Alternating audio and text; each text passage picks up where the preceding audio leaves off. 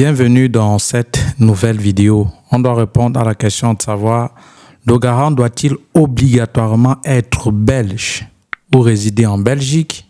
Autrement dit, celui que tu aimerais qu'il te prenne en charge ou que tu veux qu'il te prenne en charge, il faut absolument qu'il soit de nationalité belge et en plus qu'il réside forcément en Belgique?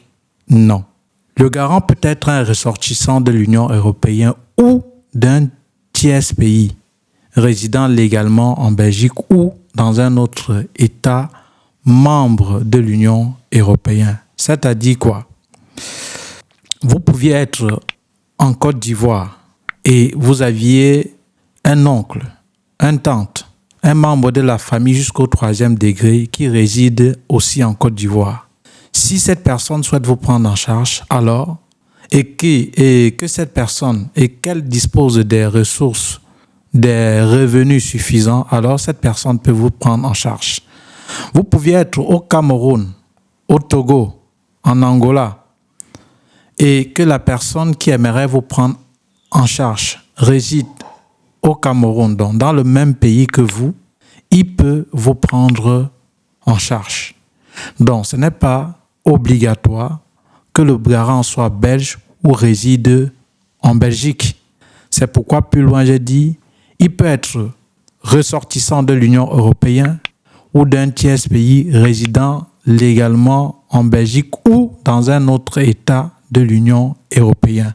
Un membre de la famille jusqu'au 3e degré peut également être garant sans condition ou de séjour de résidence. Donc, en conclusion, il ne faut pas que celui qui aimerait vous prendre en charge soit automatiquement belge ou réside en Belgique.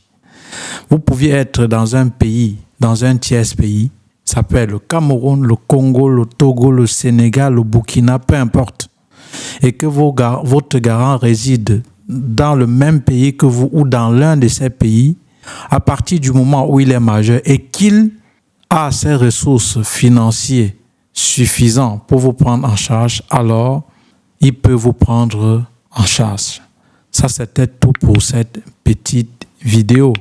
On va passer donc à la vidéo prochaine pour essayer de savoir quel est le montant exact ou quel est le revenu minimum requis pour un garant qui aimerait vous prendre en charge ou pour qu'un garant puisse avoir afin de vous prendre en charge. Et je vous ai aussi déjà dit, si vous souhaitez que je vous aide à trouver un garant, ne vous inquiétez pas, écrivez-moi à l'adresse email qui s'affiche et je vous ai aussi donné déjà les conditions.